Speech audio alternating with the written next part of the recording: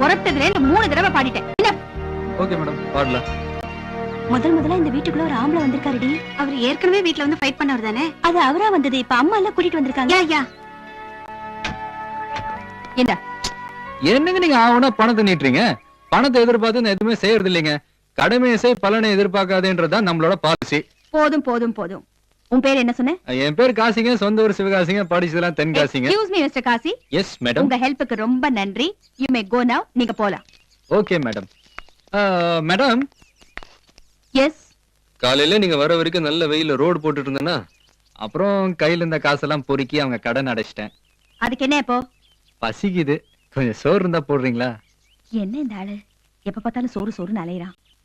சரி சரி, சாப்பாடு போட்டு அனுப்பு. ஓகே. வாங்க. இது கூட எங்க ஒரு மாதிரி சிரிக்கிறீங்க? வாங்க. Okay. So with permission a male has entered our house. போதும் போதும், போய் புல்ல கட் பண்ணுடி. காசி சார், இன்னைக்கு மட்டன் சிக்கன்ல சாப்பிடுவீங்களா? இன்னைக்கு என்ன கிழமை? புதன்கிழமை. புதன்கிழமை எறா மட்டும் தான் சாப்பிட மாட்டேன். No prawns. நீங்க அடிக்கடி ஒரு மாதிரி சிரிக்கிறீங்க, அதெல்லாம் நல்லது இல்ல. ஓ அங்கிள் ஆண்டி, நான் உங்கள் விட்டு பிள்ளையே, எந்த கவலையும் எனக்கு இங்கு இல்லையே. பிரியா. Yes madam. அவன் ஏன் கார் தொடச்சிட்டு இருக்கான்? ஹெல்ப் பண்ணதுக்கு ஏற்கனவே சாப்பாடு போட்டுச்சுல, அவனை போ சொல்லு. நான் சொன்னேன் மேடம், ஆனா அவரு.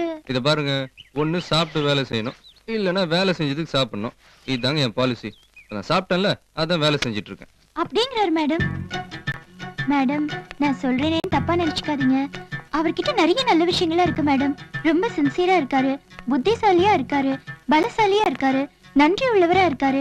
ஏன் எல்லாத்தையும் விட பணத்து மேல ஆசை இல்லாதவரா இருக்காரு. என்ன இத்தனை கார் போடுற? அது கார் தடிச்சிட்டு இருக்காருல, அதான். சமாளிக்காத, விஷயத்துக்கு வா. மேடம், இன்னைக்கு இந்த ஊர்லயே நீங்க தான் பெரிய பணக்காரங்க. உங்க வளர்ச்சியில பொறாமப்பட்டு உங்களுக்கு நிறைய எதிரிங்க வளர்ந்துட்டாங்க. அன்னைக்கு கூட பாருங்க, எத்தனை பேர் வந்து உங்களை என்னமா மிரட்டினாங்க. உங்க உயிருக்கு ஆபத்து வந்துருமோன்னு பயமா இருக்கு.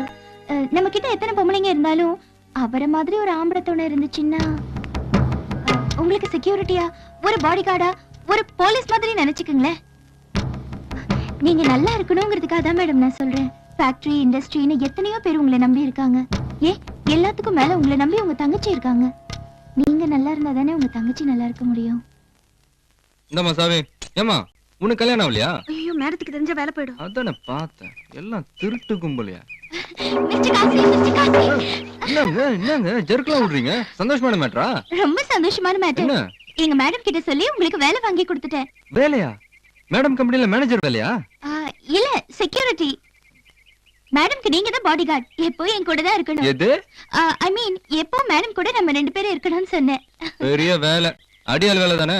சந்தன கடத்தல் வீரப்பன் கிட்ட போனா கூட தான் இந்த வேலை கிடைக்கும். என்னமோ கலெக்டர் வேலை வாங்கி கொடுத்த மாதிரி துள்ளி குதிச்சிட்டு வரீங்க. ரோடு போட்டுட்டு இருந்தீங்கல்ல, சொல்ல மாட்டீங்க எவ்வளவு கஷ்டப்பட்டு நான் இந்த வேலையை வாங்கி கொடுத்திருக்கேன் தெரியுமா? எங்க மேடம் கிட்ட வேலைக்கு சேர்ந்த முதல் ஆம்பளையே நீங்க தான். ஓகே ஓகே, சரி. இப்போ நான் எங்க தங்கணும்? எங்கெல்லாம் நீங்க தங்க முடியாது. இங்க வெறும் லேடிஸ்க்கு மட்டும் தான் குவார்டர்ஸ் இருக்கு. நீங்க வெளியில எங்கயாவது தங்கிக்கீங்க, நாங்க வாடகை கொடுத்துடுறோம். Okay, thanks. ஓகே. ஆமா, நீங்க அடிக்கடி என்ன பார்த்து அனாவசியமா சிரிக்கிறீங்க. நீங்க அனாவசியமா பேசும்போது நாங்க பொறுத்துக்கலையா? அந்த மாதிரி இதையும் பொறுத்துக்குங்க. ஓகே.